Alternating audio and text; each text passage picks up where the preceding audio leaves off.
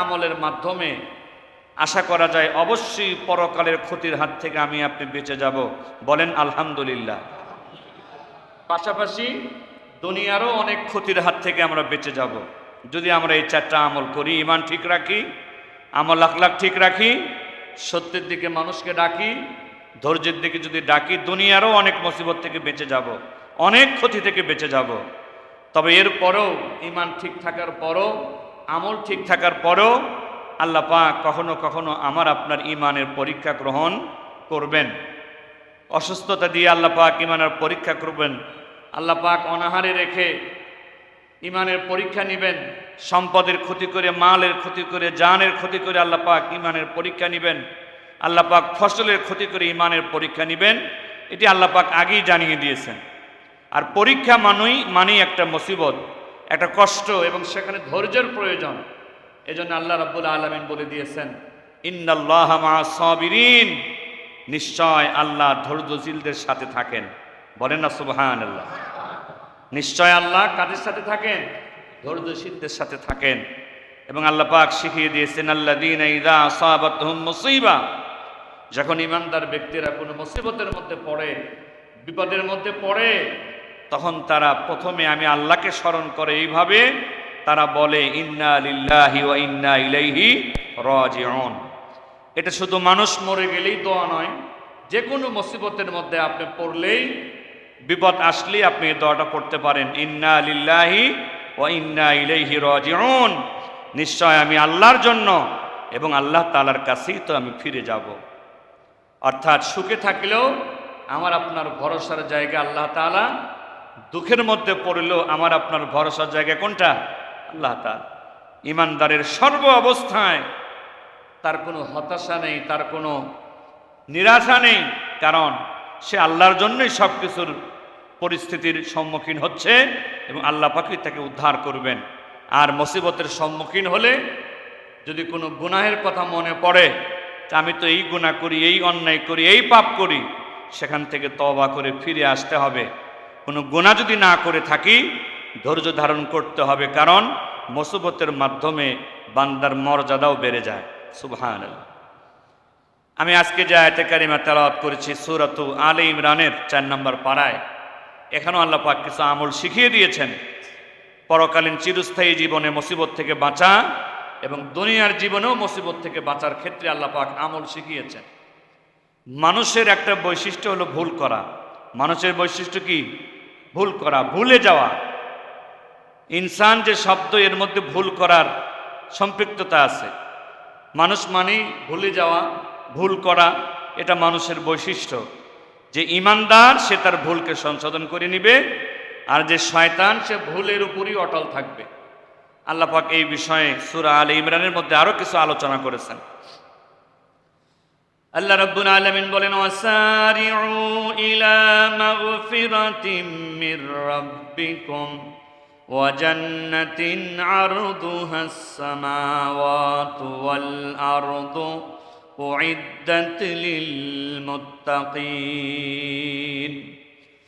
আল্লাহ রাব্বুল আলামিন বলেন, আমার বান্দারা, আমার বান্দিরা, তোমরা দৌড়াও, তোমরা অগ্রসর হও, দ্রুত গতিতে তোমরা এগিয়ে যাও।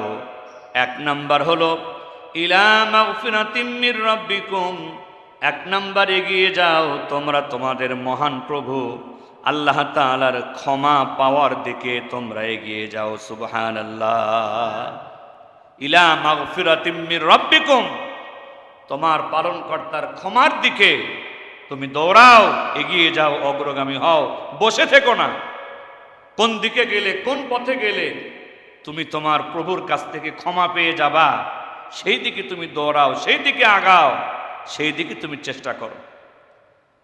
ওয়া জান্নাতিন, এবং তুমি ওই জান্নাতের দিকে এগিয়ে যাও, ওই জান্নাতের দিকে দৌড়াও, ওই জান্নাতের দিকে তুমি অগ্রগামী হও, যেই জান্নাতের সীমানা আসমান জমিন সমান। সুবহানাল্লাহ। তুমি তোমার পালনকর্তার ক্ষমার দিকে দৌড়াও এবং ওই জান্নাতের দিকে দৌড়াও, যে জান্নাতের সীমানা কত বড়? আসমান জমিন সমান। সবগুলো আসমান মিলিয়ে, সবগুলো জমিন মিলিয়ে, 7 আসমান 7 জমিন সব মিলিয়ে যত জায়গা, এমন একটা জান্নাত আল্লাহ তোমাকে দিতে পারে, ওই জান্নাতের দিকে তুমি দৌড়াও। বলেন না সুবহানাল্লাহ। এখানে আল্লাহ পাক দুইটা আমলের দিকে লক্ষ্য করেছেন, দুইটা কামনা বাসনার দিকে আল্লাহ পাক দৃষ্টি দিয়েছেন। এক নম্বরে আল্লাহ পাক বুঝিয়েছেন অবশ্যই তোমাদেরকে তোমাদের পালনকর্তার ক্ষমা পাইতেই হবে। আল্লাহ পাকের মাগফিরাত ছাড়া, আল্লাহ পাকের ক্ষমা ছাড়া দুনিয়ার কোনো সম্পদ তোমাকে বাঁচাতে পারবে না, দুনিয়ার কোনো ক্ষমতা, কোনো পাওয়ার তোমাকে বাঁচাতে পারবে না, দুনিয়ার কোনো সাঙ্গ পাঙ্গ চেলা চামুন্ডা কোনো কিছুই বাঁচাতে পারবে না যদি আল্লাহর ক্ষমা তুমি না পাও। দুনিয়ার বহু প্রেসিডেন্ট, বহু প্রধানমন্ত্রী যদি আল্লাহর ক্ষমা না পায়, কালকে কিয়ামতে চাকর বাকরের চাইতেও নিকৃষ্ট অবস্থায় আল্লাহর দরবারে আসামি হয়ে তাকে দাঁড়াতে হবে। তখন কোনো প্রধানমন্ত্রী হিসাবে মূল্যায়ন করা হবে না, প্রেসিডেন্ট হিসাবে মূল্যায়ন করা হবে না, ক্ষমা পেয়েছেন নাকি পান নাই এই হিসাবে মূল্যায়ন করা হবে। একদল মানুষ ক্ষমাপ্রাপ্ত হবে, আরেক দল মানুষ ক্ষমাপ্রাপ্ত হবে না, তারা আযাব প্রাপ্ত হবে। যারা ক্ষমা পেয়েছে তাদের সঙ্গে ফেরেশতাদের আচরণ একরকম হবে, আর যারা ক্ষমাপ্রাপ্ত না হয়ে দুনিয়া থেকে বিদায় নিয়েছে তাদের অবস্থাটা ভিন্ন রকম হয়ে যাবে। এজন্য হাসরের ময়দানে সম্পদ ছিল কি ছিল না এই হিসাব দিয়ে ফেরেশতারা আচরণ করবেন না। কবরের ঘরে দুনিয়াতে পাওয়ার শক্তি ছিল কি ছিল না এটাকে লক্ষ্য করে ফেরেশতারা আচার ব্যবহার করবেন না। আচার ব্যবহারটা করবেন ওই তুমি ক্ষমা পেয়েছো কি ক্ষমা পাও নাই। এই জন্যই আল্লাহ পাক জান্নাতের আগে ক্ষমা পাওয়ার আলোচনা করেছেন। বলেন সুবহানাল্লাহ। জান্নাতের আগে ক্ষমার আলোচনাটা আল্লাহ তাআলা করেছেন। নবী করিম সাল্লাল্লাহু আলাইহি ওয়াসাল্লাম হাদিস শরীফের মধ্যে বর্ণনা করেছেন, আল মাসাজিদু সুকুম মিন আসওয়াকিল আখিরাহ। মসজিদ হলো পরকালের বাজার। দুনিয়ার বাজারে গেলে যেমন দুনিয়ার আসবাবপত্র পাওয়া যায়, মাল সদাই পাওয়া যায়, মসজিদ হলো পরকালের বাজার। মসজিদে আসলে পরকালের মালপত্র পাওয়া যায়। মান দাখালাহা কানা দাইফাল লিল্লাহ।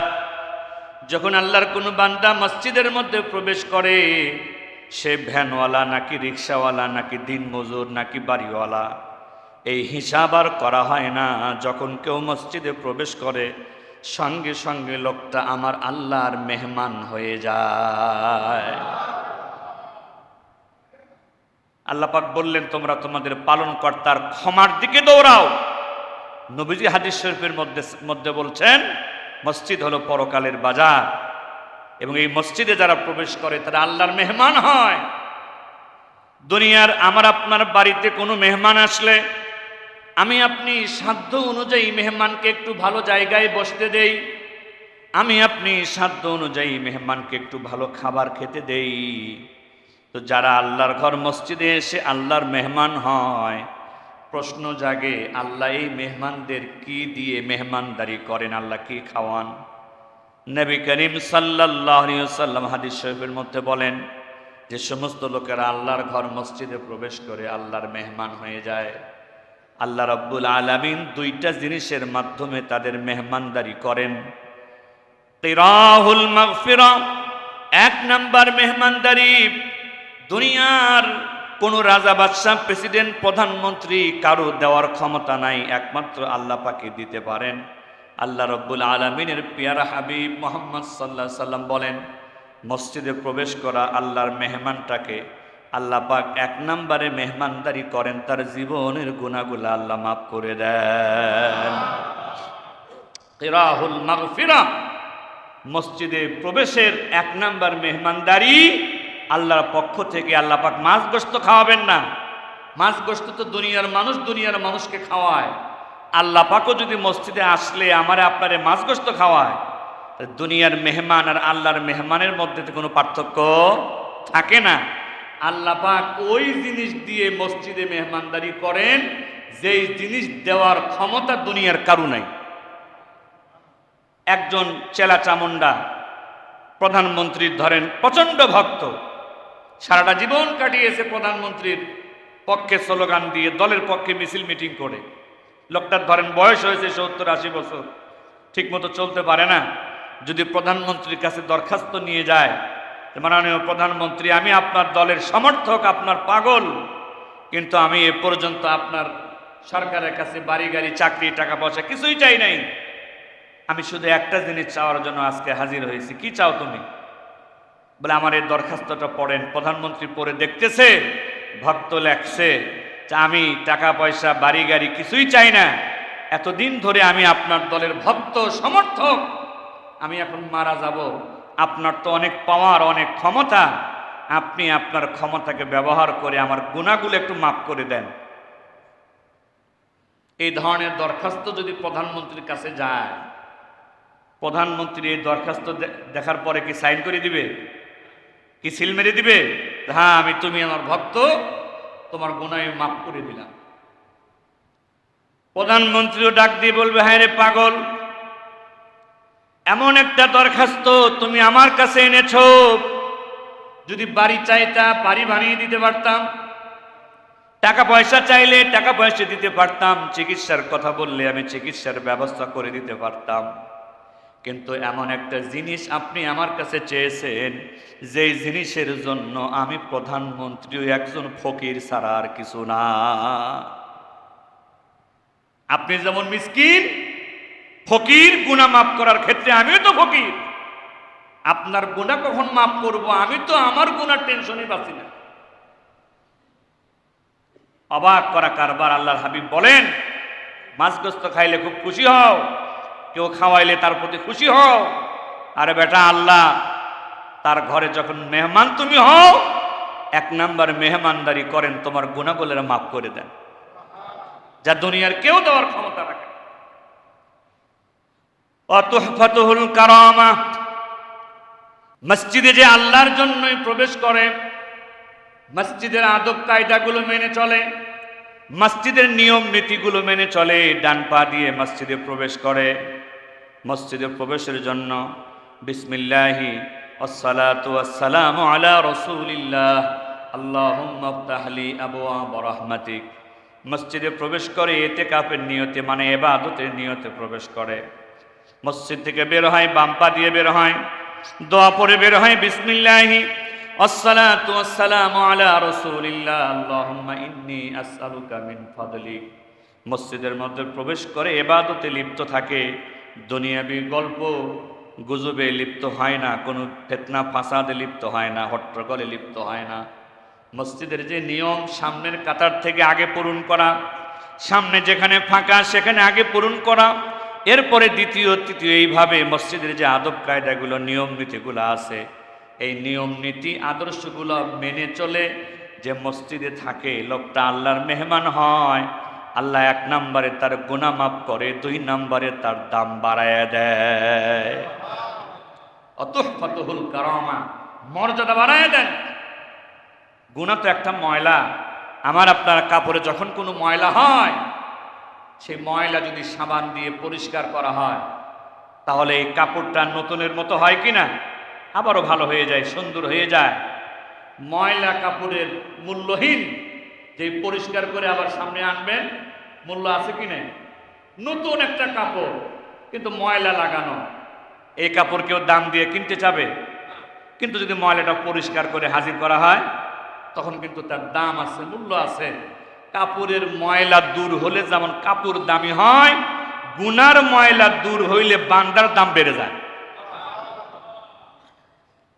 এজন্য আল্লাহ রাব্বুল আলামিন বলেন, ওয়াসারিউ ইলা মাগফিরাতিম মির রাব্বিকুম, তোমরা তোমাদের পালনকর্তার ক্ষমার দিকে দৌড়াও। হাদিস থেকে জানতে পারলাম, ক্ষমা পাওয়ার একটা জায়গা হলো মসজিদ, ক্ষমা পাওয়ার একটা গুরুত্বপূর্ণ জায়গা হলো মসজিদ। তার মানে এখানে এটা ইশারা নেওয়া যায়, মসজিদের দিকে দৌড়াও, মসজিদের দিকে অগ্রসর হও, মসজিদের আদব কায়দা নিয়ম কারণগুলো মেনে চলো। মসজিদ পরকালের বাজার, আর এখান থেকে পরকালের মাল সামানাকে তুমি সংগ্রহ করো। আল্লাহর হাবিব সাল্লাল্লাহু আলাইহি সাল্লাম বলেন, গুনাহ মাফ হবে, তোমার মর্যাদা বাড়বে। আর আল্লাহ পাক বলেন, আমার ক্ষমা যেমন তোমার লাগবে, আবার আমার জান্নাতও তোমার লাগবে, সুখ শান্তি চিরকালের জন্য। আর এই জান্নাত দুনিয়ার ছোট্ট কোনো রাষ্ট্রের মতো নয়, আসমান জমিন বরাবর একটা জান্নাত আমি আল্লাহ তোমাকে দিব। এই আমার ক্ষমা ওই সমস্ত লোকেরা পাবা, আমার এই বিশাল জান্নাত ওই সমস্ত লোকেরা পাবা। ওয়াইদ্দাত লিল মুত্তাকিন, যারা তোমরা মুত্তাকি হতে পারবা।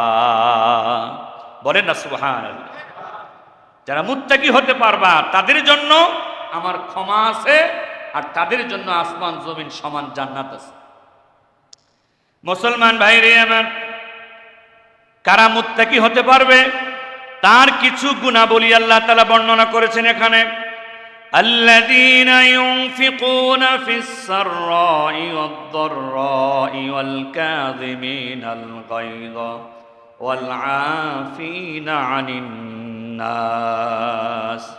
আল্লাহ তাআলা বলেন, শোনো, আমি আসমান জমিন বরাবর জান্নাত তাকে দান করব, আমি আমার ক্ষমা তাকে দিব।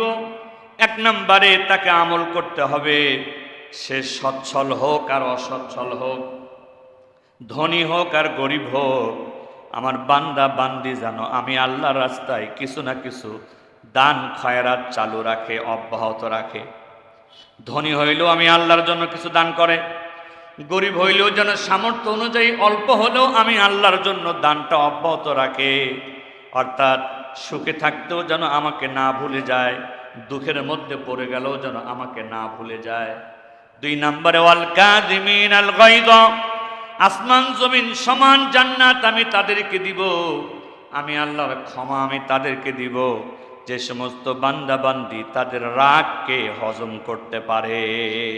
ওয়াল কাযিমিন আল গায়য, যারা তাদের রাগকে নিয়ন্ত্রণ করতে পারে, রাগকে হজম করতে পারে, আমি আল্লাহ পাক আসমান জমিন সমান জান্নাত তাদেরকে দিব। রাগ আসে মূলত শয়তানের পক্ষ থেকে। রাগ কার পক্ষ থেকে আসে? শয়তানের পক্ষ থেকে। এবং মানুষ অধিকাংশ ভুল সিদ্ধান্ত নেয় রাগ থাকা অবস্থায়। কথা বলেন ঠিক কিনা? অধিকাংশ ভুল করে, অধিকাংশ ভুল সিদ্ধান্ত মানুষ নেয় যখন সে রাগান্বিত থাকে। এই জন্য ইসলামে রাগান্বিত অবস্থায় বিচারকের রায় দেওয়া জায়েজ নাই, নিষেধ। রাগান্বিত অবস্থায় কোনো সিদ্ধান্ত দেওয়া যাবে না, রাগান্বিত অবস্থায় কোনো বিচারের রায় দেওয়া যাবে না। রাগান্বিত অবস্থায় নবী করিম সাল্লাল্লাহু আলাইহি সাল্লাম আমল শিখিয়েছেন। রাগ একটা গরম পানি, গরমকে ঠান্ডা করো। নবীজি বলে দিয়েছেন, তুমি রাগ এসেছে, তুমি যদি দাঁড়ানো অবস্থায় থাকো বসে পড়ো, বসা অবস্থায় থাকলে শুয়ে পড়ো, পানি পান করো, ওযু করো। এরপরও যদি রাগ না কমে, যার সামনে থাকার কারণে রাগ হচ্ছে, কিছু সময়ের জন্য তার সামনে থেকে সরে যাও। ওই যেই জায়গায় থেকে রাগ হচ্ছে জায়গাটা পরিবর্তন করো। চিন্তা করছেন, রাগ হয়েছে, পানি খাও, শরীরের মধ্যে পরিবর্তন তৈরি হবে। দাঁড়ায় আছো, বসে পড়ো, শরীরের মধ্যে পরিবর্তন তৈরি হবে। বসে আছো, শুয়ে পড়ো, শরীরের মধ্যে পরিবর্তন তৈরি হবে। আমরা যখন দাঁড়ানো থাকি, জাগ্রত থাকি, আমাদের শরীরের সমস্ত অঙ্গ প্রত্যঙ্গ সমান হারে সচল থাকে। যখন বসে পড়ি, দাঁড়ানো অবস্থায় যেই জিনিসগুলো দরকার ছিল দাঁড়ানো থাকার জন্য, যখন বসে পড়ি তখন ওই জিনিসগুলো কি থাকে? স্টপ থাকে। এরপরে যখন শুয়ে পড়ি, যখন ঘুমানোর নিয়ত করি, তখন বসে থাকলে এবং জাগ্রত থাকলে যেই অঙ্গগুলো চালু থাকার দরকার ছিল, আমি আপনি শুয়ে পড়লে তার অনেক অঙ্গ বন্ধ হয়ে যায়। যখন ঘুমিয়ে পড়ি আরও অনেকগুলো অঙ্গ কাজ করা বন্ধ হয়ে যায়। যদি বন্ধ না হতো আমি আপনি কখনো ঘুমাতে পারতাম না। নবী করিম সাল্লাল্লাহু আলাইহি সাল্লাম মেডিকেলের ডাক্তার ছিলেন না, কিন্তু তিনি তো আল্লাহর পক্ষ থেকে ডাক্তার। জানেন তিনি কিভাবে মানুষের মানসিকতার পরিবর্তন ঘটতে পারে। দাঁড়িয়ে আছো তার মানে তুমি ফুল স্পিডে আছো, বসে পড়ো তোমার স্পিডটা কমে যাবে। বসে আছো, শুয়ে পড়ো, তোমার মনের স্পিড, শরীরের স্পিড আরো কমে যাবে। তাহলে যে রাগটা তুমি দেখাচ্ছ, আশা করা যায় এটা থাকবে। তাতেও যদি দূর না হয়, পানি পান করো। রাগ হলো গরম জিনিস, পানি হলো ঠান্ডা জিনিস। আশা করা যায় রাগ নিয়ন্ত্রণ হবে। পানি খেয়েও হলে না, ওযু করো, আশা করা যায় তোমার রাগ নিয়ন্ত্রণ হবে। এরপরও রাগ নিয়ন্ত্রণ হচ্ছে না, যার কারণে যেই জায়গায় থাকার কারণে রাগ হচ্ছে ওখান থেকে সরে যাও। এরপরও রাগ অবস্থায় আল্লাহর নবী একটা সিদ্ধান্ত দেওয়ার কোনো অনুমতি দেয় নাই। আর আমাদের কাছে এসে কান্দাকাটি করে, হুজুর টাকা 2, 4, 5, 10,000 যা লাগে দিমুনি। ভাই কি হয়েছে ভাই কন না? ও যে রাগের মাথায় বোর্ডারও তালাক দিছি, বোর্ডার মায়েরও তালাক দিছি, ওর নানি দাদি 14 গোষ্ঠীর তালাক দিয়ে দিছে, বাচ্চা আছে 2-3টা, হুজুর এখন কি করি? অনেকে বলে বেড়ায় যে রাগ অবস্থায় দিয়েছে, তাহলে মনে তালাক হয় নাই। রাগ অবস্থায় খুন করলে খুন হয় কিনা? রাগ অবস্থায় কাউরে থাপ্পড় দিলে থাপ্পড় লাগে কিনা? রাগ অবস্থায় তালাক দিলে তালাকও তো হবে, সবই তো হয়, এটাও হয়।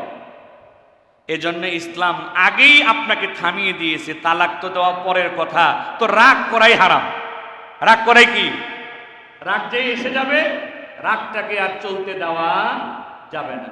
এজন্য আসমান জমিন বরাবর জান্নাত তাদের জন্য যারা রাগকে নিয়ন্ত্রণ করতে পারে। 3 নম্বরে আল্লাহ পাক বলেন ওয়াল আফিনা আনিন নাস, আসমান জমিন সমান জান্নাত তাদেরকে দিব যারা মানুষকে ক্ষমা করতে পারে। বলেন সুবহানাল্লাহ। আল্লাহু ইউহিব্বুল মুহসিনিন, আল্লাহ পাক যারা নেককার বান্দা তাদেরকে তিনি ভালোবাসেন। ওয়াল্লাযীনা ইযা ফাআলু ফাহিশাতান আও যালামু আনফুসাহুম যাকারুল্লাহ, আমার বান্দা আমার বান্দি তোমার দ্বারা যদি কোনো অশ্লীল কাজ হয়ে যায়, কোনো অন্যায় অবৈধ কাজ হয়ে যায়, যাকারুল্লাহ, বান্দারে বসে থাকবি না, ভুল হয়ে গেছে আমি আল্লাহরে ডাকাডাকি শুরু কর। ফাস্তাগফিরু লিযুনুবিহিম, আমি আল্লাহর কাছে তোর অন্যায়ের জন্য ক্ষমা চা। ওমাই ইয়াগফিরুয যুনুবা ইল্লাল্লাহ, আর আমি আল্লাহ ছাড়া তোর গুনাহ মাফকারী আর কেউ নাই। যদি ভুল হয়ে যায় বসে থাকবি না, আমি আল্লাহকে ডাক দে, আমার কাছে ক্ষমা চা, আমি আল্লাহ ছাড়া তোর ক্ষমাকারী আর কেউ নাই। ওয়ালা মিসিরু আলা মা ফাআলু ওয়া হুম ইয়ালামুন, ঘাড় মোটা করে রাগ তেরা হয়ে থাকিস না, অন্যায়ের উপরে অটল থাকিস না, হঠকারী সিদ্ধান্ত নিস না। উলাইকা জাযাউহুম মাগফিরাতুম মির রাব্বিহিম, সুখে দুঃখে যদি দান চালু রাখতে পারো, রাগকে যদি নিয়ন্ত্রণ করতে পারো, মানুষকে যদি ক্ষমা করতে পারো, আর কোনো ভুল হলে যদি আমি আল্লাহর কাছে ক্ষমা চাইতে পারো, আমি আল্লাহ আসমান জমিন বরাবর জান্নাত তোমাকে দিয়ে দিব। আল্লাহ পাক আমাদের সকলকেই জীবনে সুখে থাকি, দুঃখে থাকি, সুস্থ থাকি, অসুস্থ থাকি, সর্ব অবস্থায় ধৈর্যশীলতার সাথে রাগ ক্ষোভ গোসাকে নিয়ন্ত্রণ করে আল্লাহ পাকের কাছে ক্ষমা চাইতে চাইতে ক্ষমা পেয়ে জান্নাতের মালিকানা অর্জন করে দুনিয়া থেকে বিদায় নেওয়ার তৌফিক দেন। সকল বলি আমিন। ওয়া আখিরু দাওয়ানা আনিল হামদুলিল্লাহি রাব্বিল আলামিন।